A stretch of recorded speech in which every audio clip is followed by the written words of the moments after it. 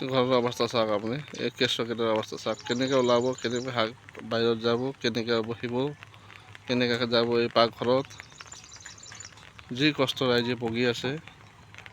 এইটো চাওক, এইটো হোৱাটো ক'বলৈ যাওঁতে মেইন ৰাস্তা হয়, কিন্তু বৰ্তমান এইটো ৰাস্তা কওঁনে নদী কওঁ, এইটো ৰাইজে কি ক'ব, চৰকাৰে ৰাস্তা বুলি কৈছে এইটো, আৰু ৰাইজৰ কাৰণে নলা হয়।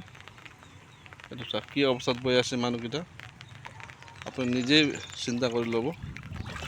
এইটো চাওক পূৰা খতম।